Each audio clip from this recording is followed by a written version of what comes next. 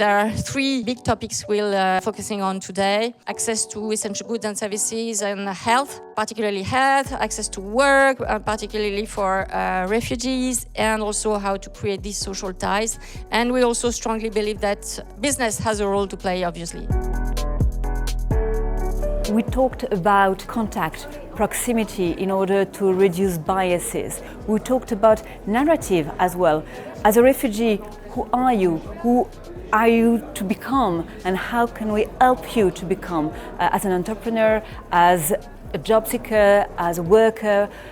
How to build a new identity. All this resonates a lot with my day-to-day job, and I am thrilled really to be able to interact with such brilliant searchers.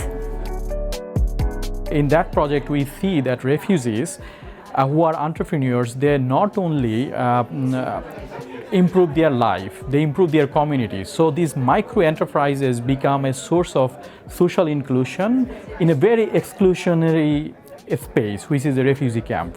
The Red Cross is interested in the topic of loneliness because we know that it will be a major challenge in the coming years. We know that more and more people will go old and it will represent a large part of the population. And on the other side, we know that the climatic challenges will be more intense. So we need to be prepared to face these challenges and to take care of the elderly people.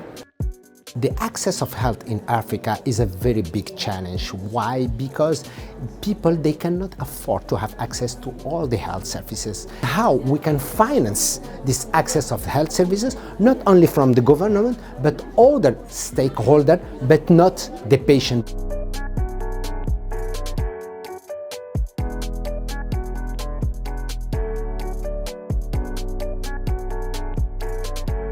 The session was on social connectivity. It was very interesting because we have three researchers on three very different topics. One is about education, how you can educate people with very young children to social skills, how you can be more inclusive and fight gender bias in entrepreneurship, and how you can help people to become entrepreneurs because they have better social ties. And what I find very useful is that as a practitioner, you can see how research helps people in their practice. Never we can be the leader of sustainability and the most sustainable company if we don't push the question of the human right in the value chain and to find very precise solutions to progress with all our partners. I hope you appreciate also the tremendous opportunities for us to actually engage on the intersection, the topics that lie at the intersection of these different topics. And in fact, some of the work already illustrated this.